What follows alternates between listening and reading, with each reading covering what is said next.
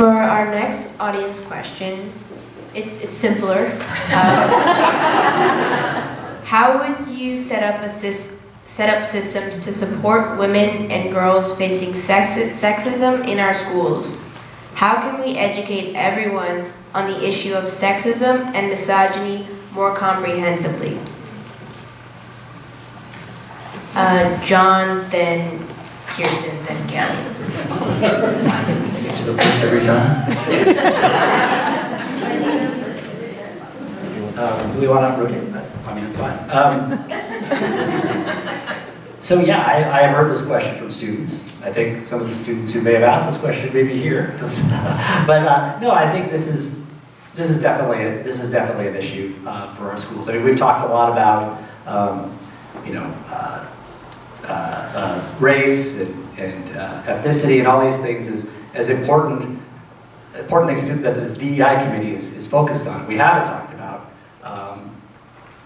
what happens in sexism in school, and I've heard cases where our girls in school feel like their opinions are not listened to by teachers, by other students, that their opinions are not valued, and that's certainly not okay. I know we have some amazing students who are women, young women, and we need to continue to work with the staff and with training and make sure that we give opportunities for leadership for our girls and our students. And I think having Dr. Dela Cruz at the top of it, having strong females in role model positions will help with that. I think everyone needs to understand that this is a critical issue.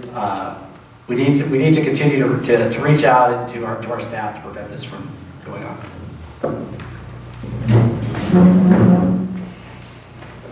When I had my son first, I was so excited. Not because he got to be an Aird. I was excited because I was going to shape his mind from the second he came out of my body. And I take that as such an enormous privilege and honor. And then similarly with my daughter, he's going to know what it's like to have a very strong redheaded little sister who's probably going to tell him how to live his life.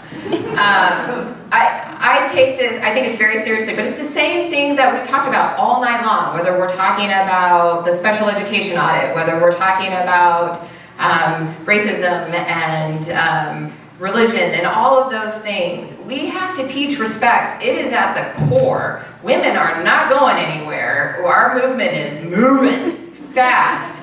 And we need to give time and shared thought and space for our young people to learn what that means, to practice that, and to have some young men be willing to move out of the way and make space, because we have to do this, and we have to do it intentionally. And it's the same way we've talked about doing everything else tonight.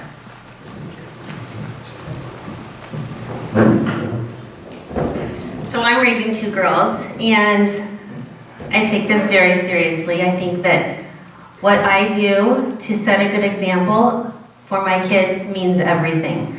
And I feel like that should be across the board for all of our community. And if we're all approaching parenting and teaching that way, then we're setting our girls up for huge successes in this world.